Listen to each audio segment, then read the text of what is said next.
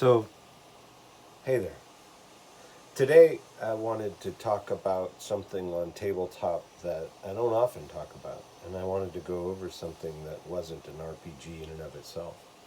Um, I use a lot of external materials. I grab from everywhere. I mean, literally, I was just watching a YouTube video on Russia and Ukraine, and typing my notes directly into a game. You know, in this case, I have a beautiful book called Norse Gods. I ordered this because a friend of mine had it at a game I was playing, and every time he brought anything out of his bag, I was filled with envy and awe. And so I found a way to order it myself. This is Norse Gods by Johan Egerkrans. And is quite a beautiful piece. And what I will do is I will often use the art directly for inspiration. And there's a beautiful just illustration drawing of Thor. But I also use text too. So this is one of the most beautiful Odins I have ever seen. This is the piece from the cover. And you can see Munin and Horan, his ravens, in the foreground here and over his shoulder. Odin is perhaps one of my absolute favorite deities. His cunning, and he can be used as a villain or a hero, or an ally. One thing that I often do with games is I'll use the texts and I'll modify them a bit by changing out the pronouns or the proper nouns.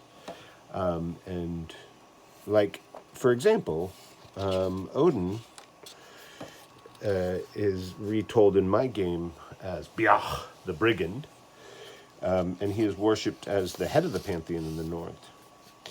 The Fenris narrative is a bit, I haven't found a way to work it in yet, but Yggdrasil and the Nine Worlds is most definitely a northern understanding of the world and the cosmos beyond. From books like this, I'm using Ratatosk's from the World Ash Yggdrasil as a player race in my game. And I find that the mythology and lore that I can discover in just, the most interesting history is going to be found from our mythology and Earth's history. I get a lot of inspiration from, look at this guy. This guy's just dope. From the different gods and pictures and depictions here. Another way that I will use is I will take one of the myths or legends that's retold, and then I will kind of replace all the different, you can see this is Loki here, and he is shape changed. Here's Thor. Using the Shining One for Thor. Or I'm using Thor for some background on the Shining One. Mjolnir. Right? Tyr, I don't have I guess my version of Tyr would be Zin the Lawbringer. I think that's how he would be envisioned in the North. Maybe I'll rewrite. So what I would do is I would say, okay, so because Zin the Lawbringer is going to be worshipped in the north in the same fashion as one would worship Tyr, I would say, okay, well let's take the Fenris narrative where Tyr offers Fenris his hand, and Fenris takes his hand, and let me just kind of put Zin in there for that. And then Zin is a deity that I took from from a video game I enjoyed playing, right? So all of these become, and sure, I'm ripping it all off, right? But somewhere, I don't know where the demarcation line is, that my collage, my collection, right? The collage that I create, I don't know at what point it becomes its own thing, right? This is something we've all been discussing lately with AI, is like, because it's collecting art from all over the internet, from a bunch of different artists, and it's not crediting them, and that's kind of what everybody's frustrated with. But at what point does a piece transcend its parts? I don't know. I don't know that I care all that much. This picture of Heimdall is fucking dope. And obviously I do care because I'm mentioning it. But oh, look at Loki! Look at Loki. In my world, Enki is used for Loki. When I say my world, I'm speaking of Hearth, and specifically the realm, the frozen north of Vrak in Hearth. The stories of Loki. I think this was the weapons. Mimir. Many of you may remember Mimir from Planescape, but the talking head is from Norse mythology. Sometimes I'll copy a drawing directly out of a book and I'll just draw it myself, or I'll just take a picture of it and include it in an online game that I'm running. Books like these are invaluable for me. Maybe once or twice I'll go over one or two of my art books and kind of discuss how they inspired me. This one inspires me in so many different ways. It gives me a setting. It gives me,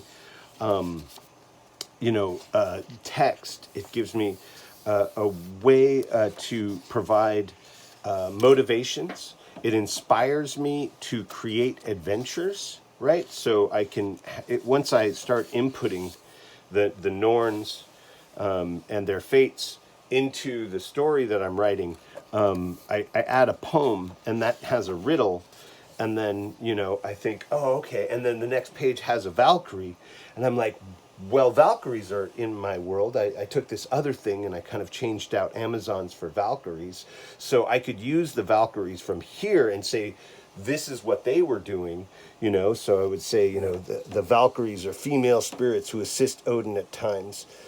Freya, those who the powers have chosen to die in battle are collected at the moment of death by the Valkyries. Now, Valkyries are I wouldn't say mortal. They're more like elves, right? Valkyries are a spiritual but very physical being on my world.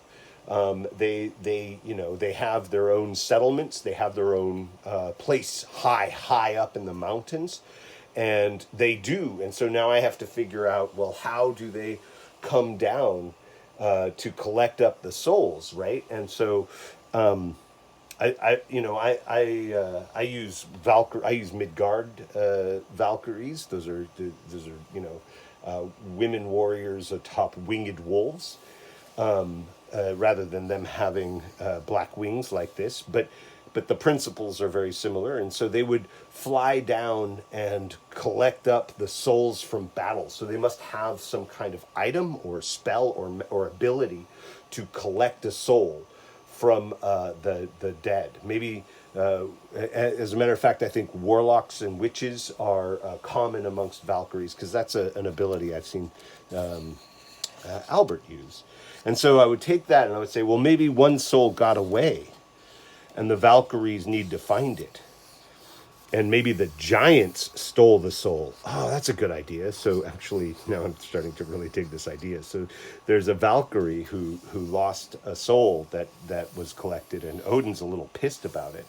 And so she goes to our heroes and says, hey, I need your help to find this lost soul. And the heroes, if they take the quest, then perhaps they investigate, thinking that they're going to have to go and visit hell, and instead, they find out that a giant stole the talisman, that the Valkyrie had been using. and they don't, and then is trying to take it to hell, to maybe to purchase the soul of one of his loved ones, his father or brother, who died dishonorably. And so I would keep going with all of this. This is fucking dope. Look at this dude. And like that's kind of how the inspiration sort of plays out. And all along the way, I'll document. Like right now, I'm recording, but sometimes I just take and oh sure, oh look at him, he's coming to come during Ragnarok and destroy everything. The twilight of the gods, and I'll just write it all down, or document it along the way. Is that Loki with his army of undead? And there's Ragnarok, the end. It's a good place to end the book, and then there's a new world that is generated. The creativity that is kind of inspired by books like these is why I spend so much money on them. But it's crass and takes it. I don't want to end on such a note. I'm going to grab this here.